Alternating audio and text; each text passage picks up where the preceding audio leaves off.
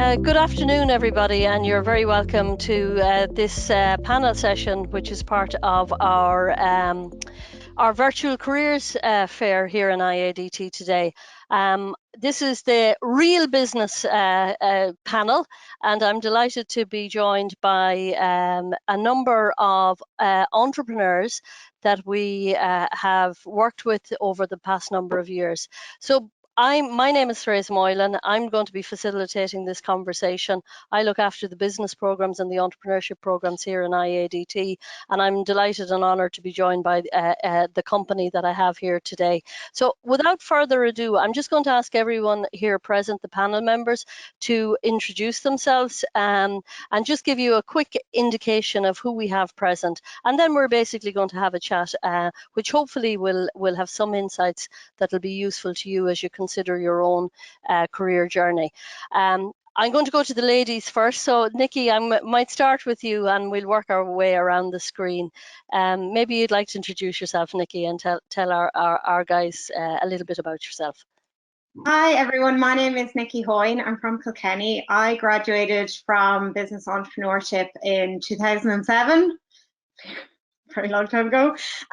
So my background is kind of when I finished college, I was working in sales and marketing pre-social media, all in activating brands. And then I went on to launch my own online accessories store, shipped to 41 countries all over the world. Appeared in Vogue, Cosmopolitan, Grazia. It was a phenomenal success. And then I just lost the kind of love and wanted something more innovative. So I started designing my own products and closed my Shining Armour last September and launched my own line, the Nicki Hoyne Collection, in October, which has been a fantastic success so far. I'm also a TEDx talk speaker, and I have a podcast sharing kind of inspiring stories called the Hero Podcast. Great, thanks a million, Nicki. And before the end, we'll pop the details of that in the chat so people can follow the podcast. James, you're next on my screen, so maybe I can move to you. Is James? Yeah. Oh, sorry, pardon me. Sorry, Therese. You're okay, just broke James. up there for a second. No, we're all right. Well, the joys of the virtual world, James. I know. So, yeah, I suppose my own kind of career history was a bit of a meandering road to where I am now. You know, I left school, went straight into the army for a couple of years. Left that, you know, start working in insurance, in administration. Tried politics, that didn't work out. Tried, I suppose, kind of some early stage startups, that didn't work out.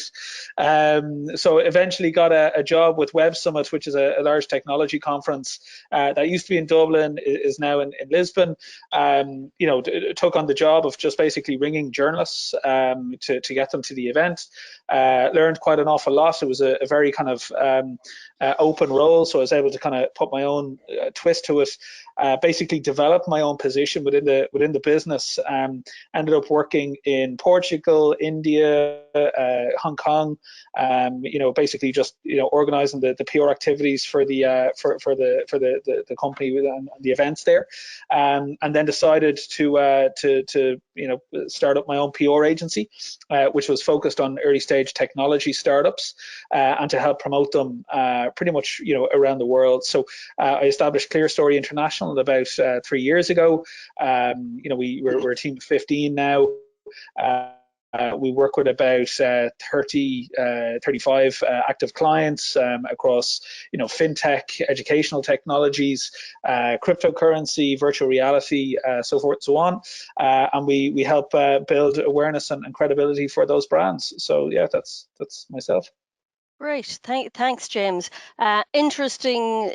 Just it strikes me as you spoke, and I'm sure we'll see this as well. The journey isn't always a straight trajectory, which is I think something that we might come back to. Thanks a million, James. Paul, you're next on my screen, so maybe I'd go to you. Sure. Hi everybody, it's lovely to be here today. My name is Paul McCarthy, and my own background is in computer software development for over 25 years, and in parallel with that, I've always been managing commercial and residential buildings.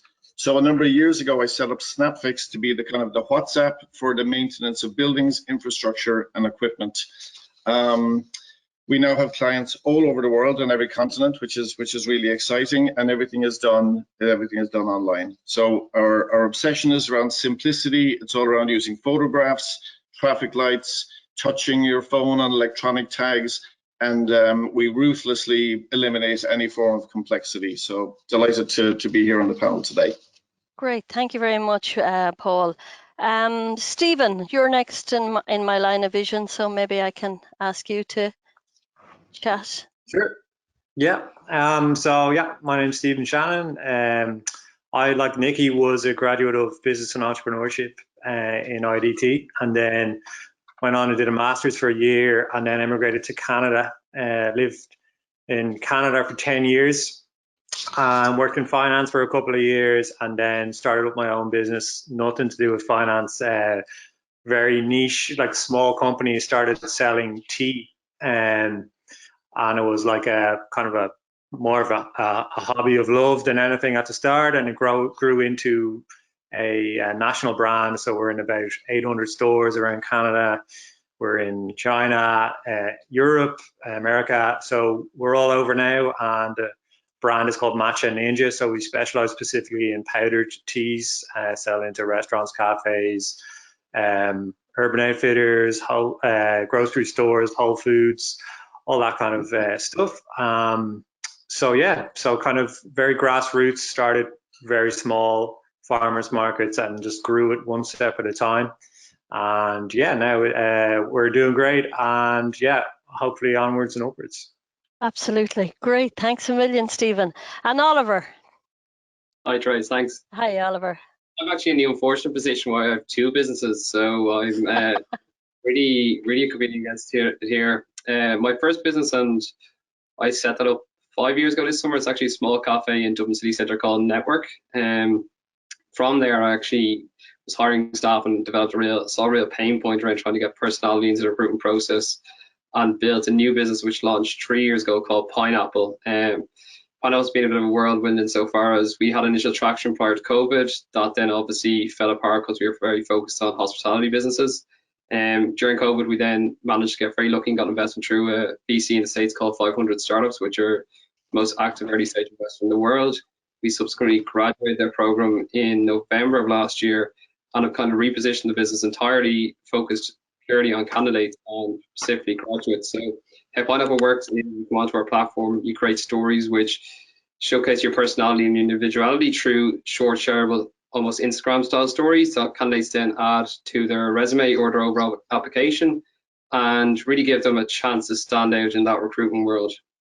Currently have users in Ireland and America using the product to get roles in kind of entry-level tech roles, hospitality still, and marketing and fashion, for example. Okay, great. Thank you for that. And you think I had planned that in my route, but actually it's a lovely, your business is a good business to end our introduction on in terms of the current audience, Oliver. So I suppose you're looking at the recruitment side, and you're looking at graduates coming out. What would you say are kind of the key things a graduate needs to do as they are beginning to come out into transitioning from college through to employment? What would you? Well, we obviously, look at recruitment all the time. We chat to people who are hiring kind of entry-level graduates and that kind of age profile. It's funny because they all say kind of similar things, like, everyone goes forward with like this 2-1 in degree as the initial point to like differentiate themselves, and then outside that, it's very hard to actually get to know a candidate. Obviously, I'm going to try and sell my product here now to the candidate, to the audience, but never miss an opportunity. I do think like when you're like entry-level roles, like the culture fit is hugely important to businesses, and I think everyone on the call will hopefully agree with that. Like, it's people will, like, when they look at young talent, they really want to just develop them and nurture them and see, how can they fit into our organization. Don't be overly worried about your experience and your graduate scores or your GPA or whatever you want to call it. Really just try and get that personality piece across, like, how can I work with this team? And like, don't just be selling yourself, be very much like screening the business you're applying to. Like, do I see myself working here? Do I see myself getting on with the team? Does the organization match to what I value which is really important. I think this current generation, which I do a lot of time looking at and seeing, that's really important to them, is like, do the values of this business really align to my own personal values? And that's kind of why we try to, we built this tool that when you can communicate your values through our stories, and what your passions are, what your interests are. And to an employer, that's hugely valuable, that they can see, this person's they're into certain things that I'm really into, and that's when we're looking at matching businesses with candidates, that's hugely important to us as well. Okay, super. Do any of the rest of you want to make a comment on that? I mean, I know you all at various points in time have experience of taking on candidates and early career candidates at that. So anyone any other insights that they'd like to share with us on that? Yeah, we're hiring at the moment, and we've scaled from certainly small beginnings. It was just kind of me as a one-man band. We'll have up to 20 by the end of this year, and culture fit is a massive consideration, because from the very beginnings, when it's a small team, you need to make sure somebody fits in that, and that again, it might be a value question, or it could just be a kind of a work ethic question or something along those lines. But that doesn't become any less of an issue as a business gets bigger. The culture question remains, because you're bringing on people with a particular say mindset or way of working, and if somebody is hired that might be a little bit out of kilter on that, maybe isn't a team player, for example, and prefers to work by themselves, which again, it depends on the business whether that's a fit or not. It can pose challenges later on down the line. So culture fit remains a big issue for us. Yeah. Okay. Anyone else? Any comments on that? I'd agree with James. I'd say attitude is everything.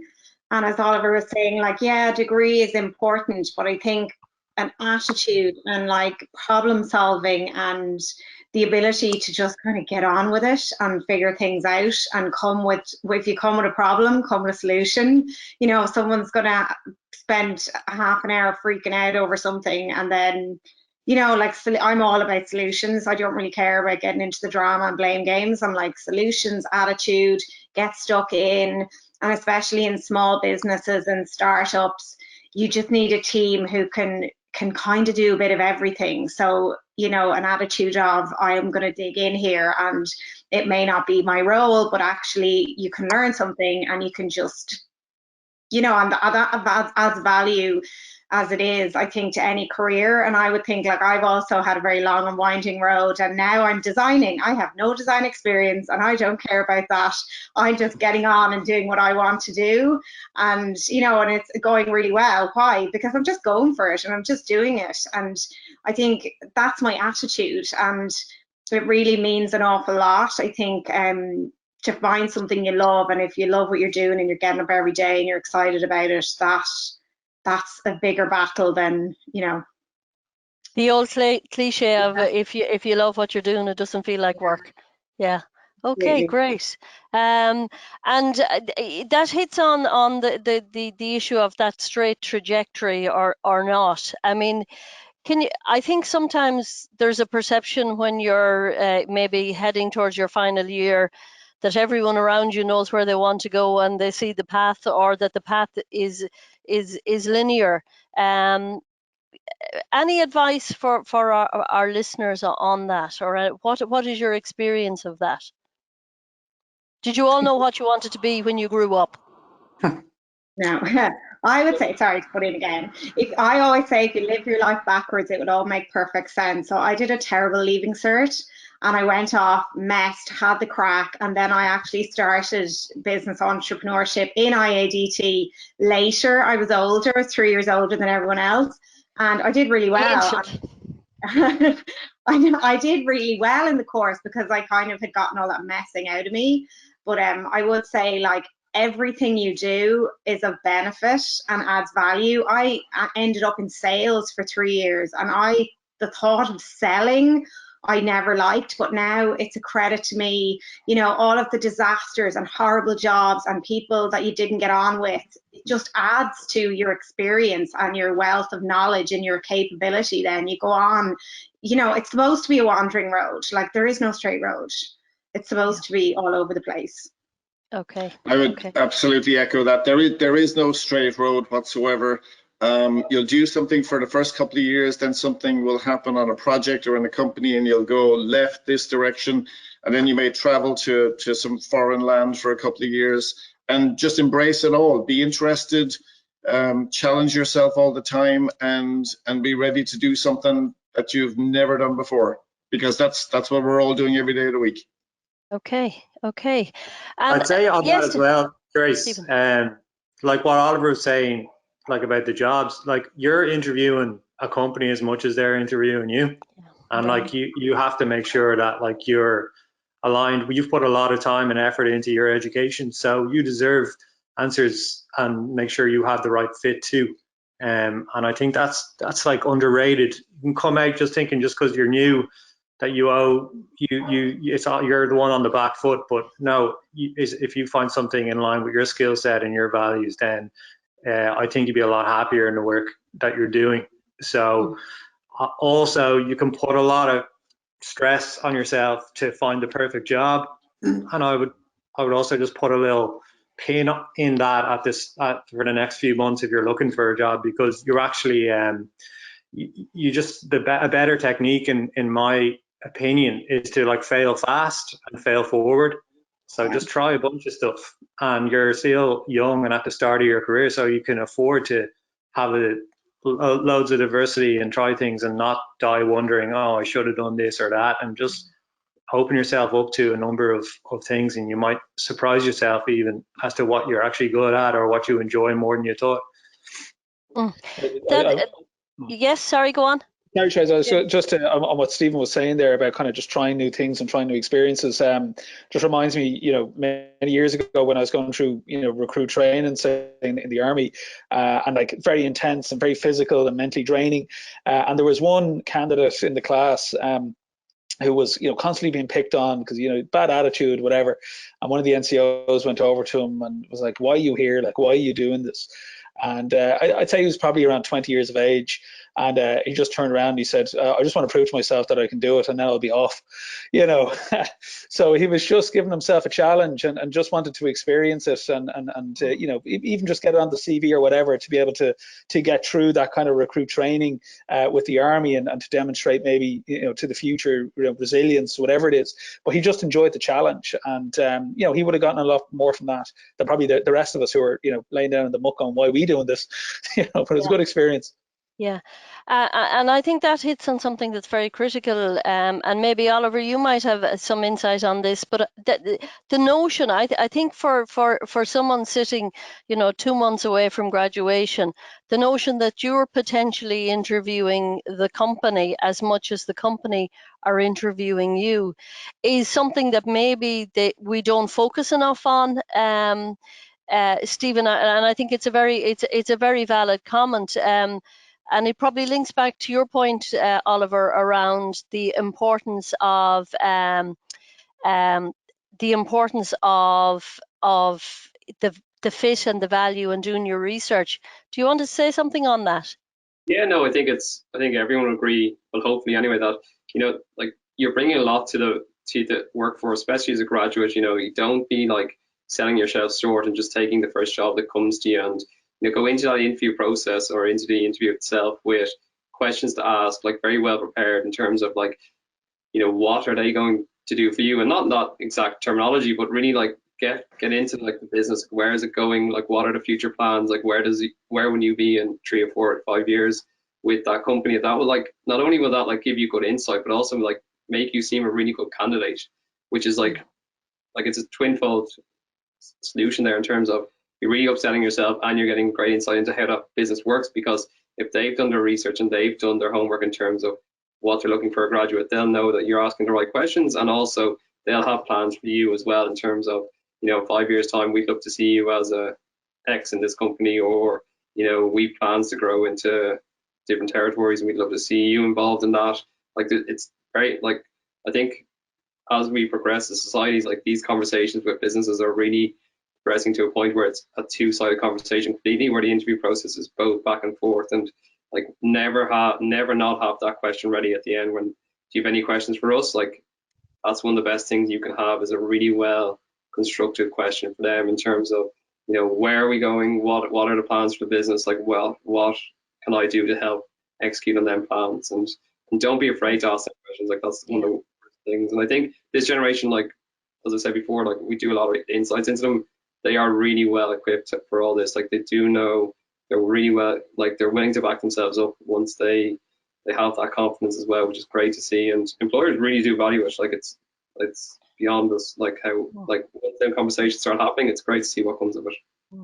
And I think your emphasis there on, you know, it is that question at the end of an interview that you say, and it's almost the throwaway, what do you want to ask us any questions? Very often, you know, people are so relieved to get to the end. They go, yeah, I'm grand, I told you all I want to know. But that notion of interrogating the business in a positive way, and I like your phrase around, you know, what are your plans and how can I fit into them? And I would say, what are your plans, and also, and this is how I can contribute to helping you achieve your plans.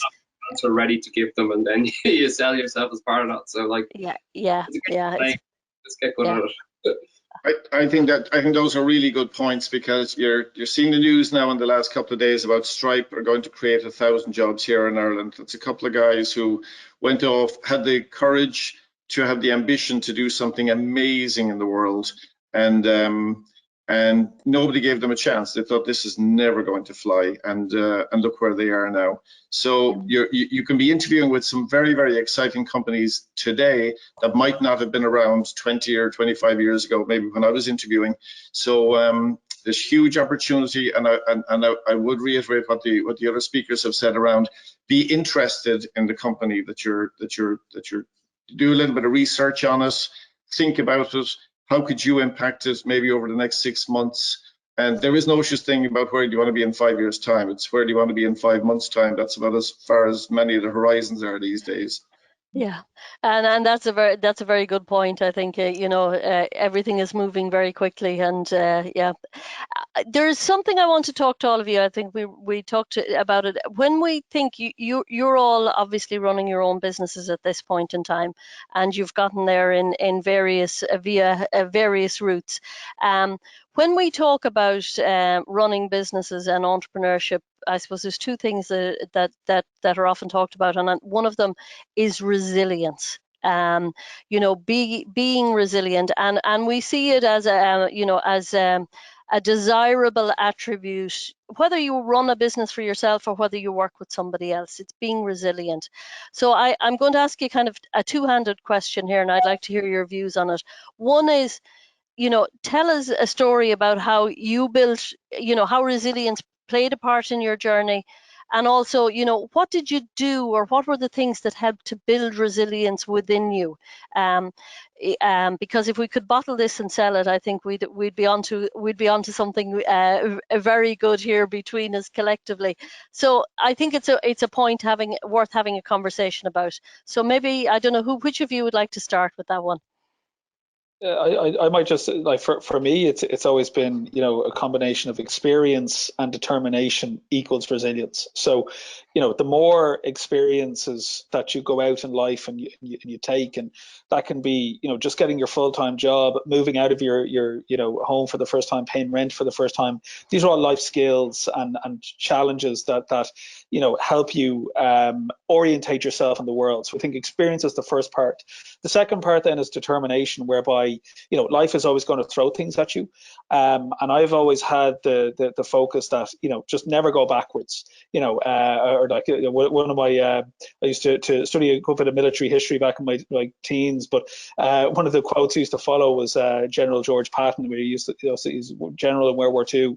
He always used to say he didn't like paying for the same real estate twice, and it's the same kind of concept, whereby if you end up having to double back, you know, you have to pay the price again. So, you know, always just keep moving forward. Even if you're just edging forward bit by bit, you're always moving forward. You're never being pushed back. And, you know, those two aspects, experience and determination, I think end up breeding that resilience. And, you know, like my course during, you know, entrepreneurship the last 3 years has just been that, you know, the amount of challenges that I've had to, you know, as a first time founder, having to overcome totally new experiences that I've had to bring, you know, all of my previous life experience to get through it. And that determination has gotten me thus far.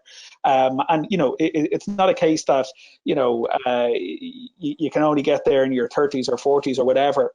It's a constant journey. And, you know, the experiences that you had from when you were 12 years of age to the point where you're at now all plays a part in what you want to do in the future. So that'd be my part of it. Okay, great. Thanks, James. Anybody else want to chip in there? Oh, we lost James. Definitely, I'll chip in. Well, I grew up on a farm, so I think much of my experience stems from that. And then I traveled all over the world. I worked in Germany, I worked in London, I spent 10 years in New York City. I worked down in Australia, Mexico City. And you see a lot of problems in a lot of different cultures or a lot of different companies, and you just gain resilience through experience. I think the story that I'd like to tell is, as a year ago, pretty much today, was when kind of COVID hit all of our businesses. And I had just hired 4 people to help in sales and marketing. And within a couple of weeks of hiring them, I had to let them go. And I bet the entire company at that point in time on hotels and hospitality. I mean, I may as well have gone to Vegas and put it all on red 36 on the roulette wheel. And I was just looking at the bleakest future 12 months ago today, and we took 24 hours just to cry into our cups of tea and coffee, and then got up the next day and said, all right, it's not a world war. The world is going to come back to normal. What do we need to do? And then just started taking one step at a time after that. But we did give ourselves 24 hours to kind of scream and put our hair out for a little bit, and then just said, all right, okay, what do we need to do? To not hire the people we had just hired, and instead of, you know, driving or flying to meet customers, it was all going to be done online. And it just kind of really accelerated what we were going to be doing at a point in time. And you just dust yourself off, and everyone's hitting the same type of challenges. And as the other speakers are saying, just take the next step, and then the next day take the next step, and it all just builds up over time. Yeah, and I think that bit of taking the pause and actually doing the screaming and the tearing your hair out probably is important before you get to the point of taking the next point. Thanks, Paul. Stephen, yes, I see you. And I'd say there's a lot to be said for momentum. Just keep making decisions, because you can get into this paralysis analysis kind of headspace sometimes when you're trying to make it perfect for what you want or where you want to get to, and like often that doing nothing is the worst thing you can do, and trying to make the perfect decision to get to the next stage is rarely realistic. So much more effective to make a bunch of, even if they're not ideal solutions, create that momentum of making decisions will get you out of the rut you're in or out of the stage you're at and onto something else. And inevitably, as you keep making those decisions, you'll get forward. And it's like, I think that's really important to understand, because you can get very down on yourself, or it can be a hard thing if you are just like, this, I have to make this right decision now and I don't know how I'm going to do it. So what gets you moving forward is just that momentum. And it's like when I emigrated, emigration was a good lesson in resilience for me, moving to Toronto. When I moved, I first did a few weeks in Chicago, just because I wanted to see the city before I moved up to Toronto. And I was in a hostel there, and I got my wallet pickpocketed on the second day. And I was like, God, it's got everything I have in it. And my first thought was to call the folks and try to get a bit of money sent over or something. I was like, oh no, there's too much pride there to like do that straight away after leaving. So I went around different Irish bars in Chicago and building sites and went to 20 different Irish bars and got told, no, there's no work. And I just tried to get a little bit of money to get the train up to Toronto. And eventually an Irish guy on a building site gave me work with some Mexican guys on roofs for 3 days and gave me 200 quid. And I got the train then up to Toronto. But it was a good lesson in just like, you know, resourcefulness plus resilience, I think, are two really good things to have. But yeah, like you actually can do a lot with a little, and you know, you'd be surprised. Just keep going at it. Just to think, Stephen, if that pocket hadn't been picked, we might never have a Matcha Ninja. Which, Nicki, have you anything to share on that one? I would say, like, a lot of people, you know, they think the goal is what it's all about, and the whole point of your existence is this goal. But like, it's actually all about the journey. Very cheesy, but you know, and those experiences, like, that's gas to think of that story, Stephen, you know, or Paul's story about, like, we'll all have a story from, you know, the last year that is of overcoming. And it's kind of my whole kind of mantra, like, I want to get up every day and be excited about what I'm doing. So even if that's working for myself in a job, whatever it is, I want to be excited every day, because like, you're going to die and then your life's over, and what was the point, you know? Watch my TED Talk. That's what I talk about. Like, you're all going to die. Get over the rain. Get over Monday. But honestly, you know, like, it's about enjoying what you're doing, and it's a journey. And you know, 2 weeks ago, my new product arrived. So exciting. Got delayed. All the dramas. It arrived, and the packaging is the wrong color, like the wrong Pantone. Disaster, and so stressful for about 3 days. But then, you know, now it's fine. It's being sorted out and replaced, and people took responsibility and whatever. But that is the nature of any life and job and business and whatever it is. And you have these stories, and you know, I have the crazy stories that I can look back on, the highs and lows, and that just is what it is. And you learn more from a hard situation. Like, I went to my dad, like, I was like, oh my god, my packaging, and he was like, well, I've been through that before. And I was like, I have been through this before as well. But like, it's, you know, it's stressful at the time, and these things happen, but actually you live and learn. And I just went, this will get sorted, everything will be fine. I've had jobs with horrendous managers who've given me a really hard time, and I look back and I wish I'd been there 2 years longer and let them be even horribler to me, because I learned so much. And things can be hard, but it's overcoming them and looking back. And we all have those, you know, the war stories of the horrible thing, and that's just the journey. And you have to stop and go, the low points make the high points better. There's nothing like that amazing day, and it's worth the hard days. And in anything, it's just the journey. Like, you know, it's again, what I'm getting from you in buckets and spades here is attitude. I mean, it comes back to, and it's looking, you know, to use that awful cliche, is the glass half empty or is the glass half full? You know, which is, Oliver, how about resilience for you? Yeah, I think that's neatly summed up there. It's all about perspective. I've found is like, you kind of go through something will undoubtedly go wrong when you're running a company, and you know, like everyone has said there, when they have these horror stories, and you can't really step back from it when it's going on. But then, like, when it does naturally sort itself out, you go, geez, why did I get myself so worked up about that? Like, you're like, you generally do fix everything that breaks, and you know, you get the packaging right, you sort out the issue with the sales managers that you hire, and you know, but when you're in the absolute thick of it, like, no one can talk sense to you, and you don't really have that perspective. But I think, as James said at the start, like, that perspective comes with experience. I remember when I first opened Network, like, I nearly broke down. It was that quiet when we opened the doors first, and I couldn't believe it. Like, we were dead, we were making no money, and I was like, geez, this is torture. I didn't sign up for this. And then, but like, in time, if I was to go at that again, like, I'd have the respect of knowing that, like, it builds in time. You know, time is a great healer. You just need that kind of resilience, as you say, to work through it, and also the perspective to know that it will sort itself out if you just continue to poke away at it. Stephen said, like, small little steps each day will build up that business in time. But when you're thrown in a deep end at the very start, you don't see things in that light. And when you get thrown things at you on the daily, like, in time, you do get better at dealing with them. But something will happen and you'll just be in the absolute horrors and you want to kill someone, but you never end up. Yeah.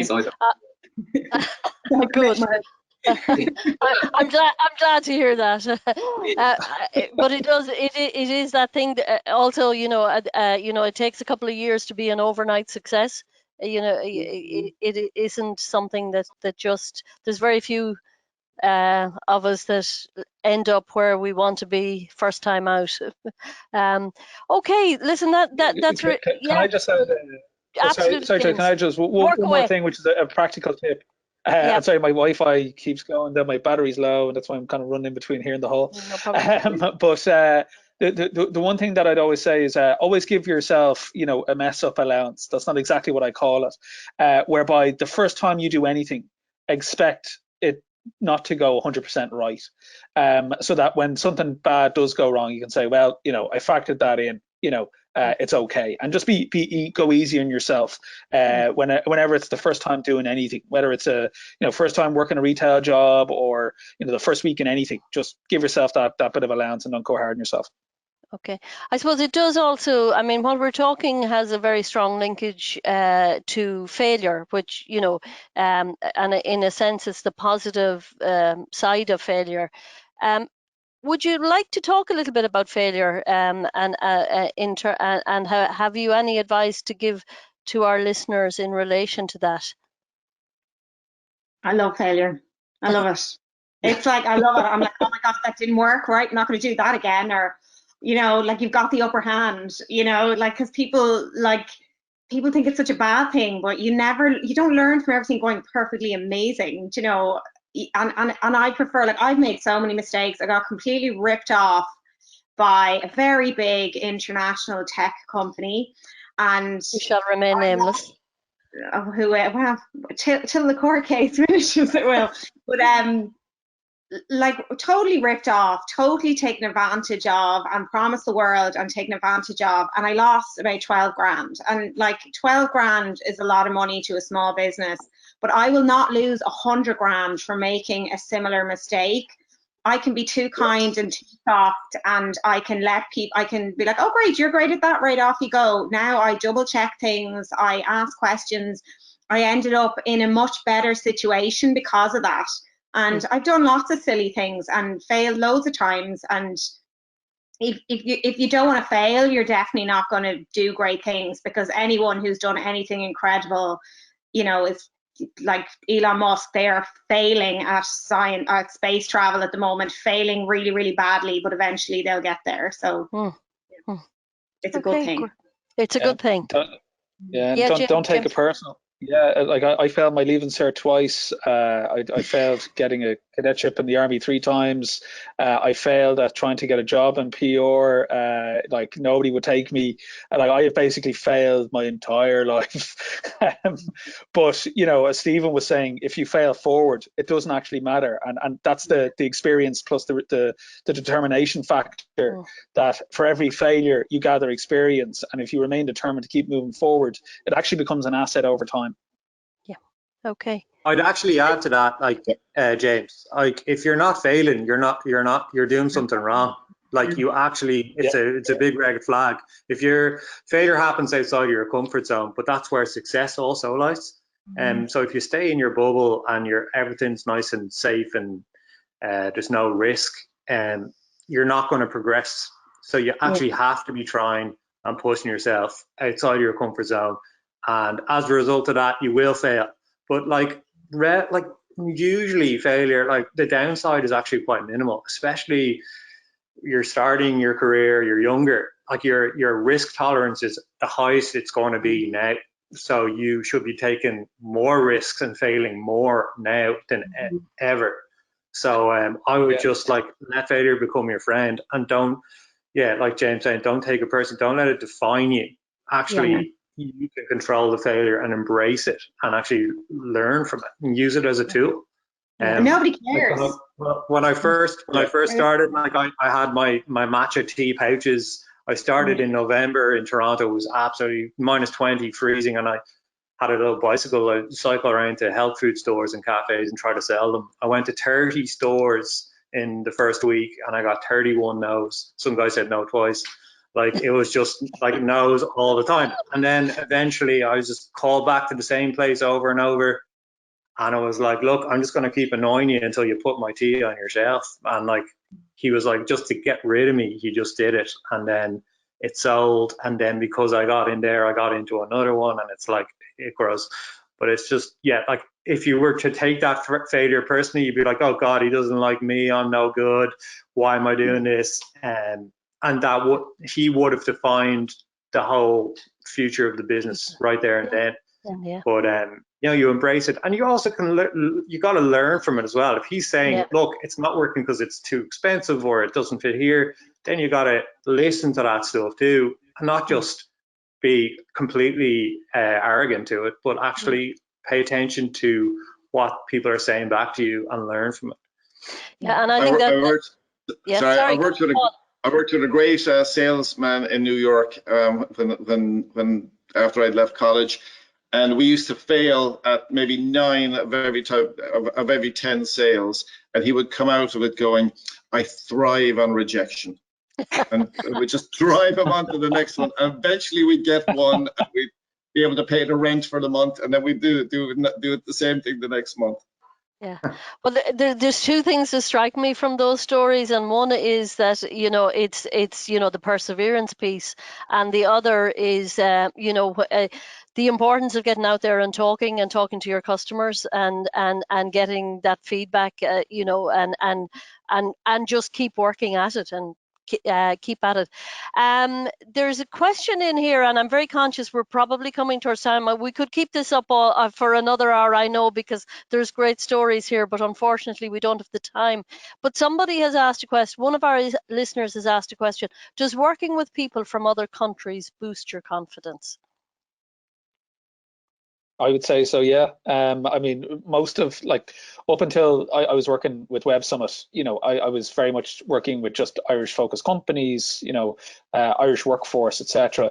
You know, like once I was working in, you know, kind of different countries, Hong Kong, Portugal, whatever, it broadens your horizons to how much is the same and how much some things are different. And it actually widens your confidence in a sense of, like, I remember when I was contemplating setting up ClearStory, and I was in Hong Kong telling just another Irish entrepreneur who's actually working in the Philippines the story, and it's like, oh yeah, I think I set up a PR agency. I'm just going to focus on Ireland because, you know, I know Ireland. And he's like, you've been working internationally for the last 2 years. Like think bigger. Like, why not? Can you do it? You know, what you do in Singapore the same as Ireland? I was like, yeah.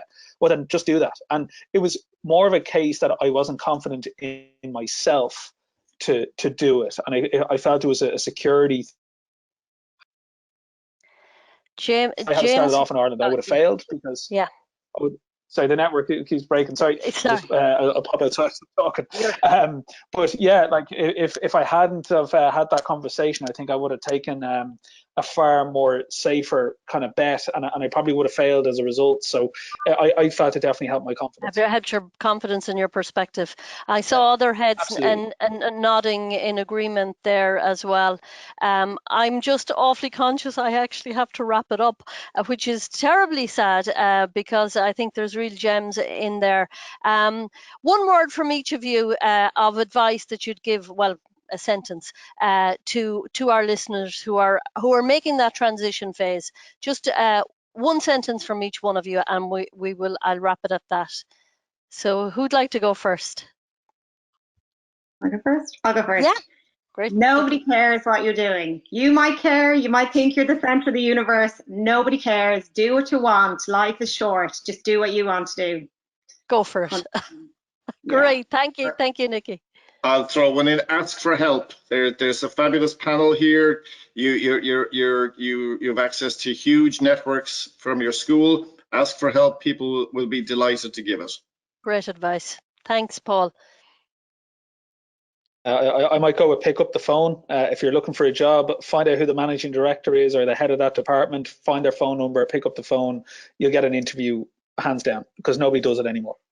Okay, fantastic. Yeah, the art of phoning is still is on the way out. Get practice it. Okay, Stephen, and then to Oliver. I'll just go fail forward, get after it, go out there, enjoy yourself, and yeah, you got it all ahead of you, so embrace it all. And Oliver, the last word. Yeah, I'd say don't put too much pressure on yourselves. Like, you know, you will find your journey, as I think Nicki said at one point earlier in the call, like it is a learning curve for everyone. So just like go out there, enjoy it, and use pineapple to get your next job as well. So I love it. I love it. There's a good example of good entrepreneurship as we close. I just want to say a big big thank you. If we were in a hall, I'd be looking for a round of applause. But thank you so much. Real gems of wisdom in there, and you're all smiling, so the future looks bright. So thank you all very, very much.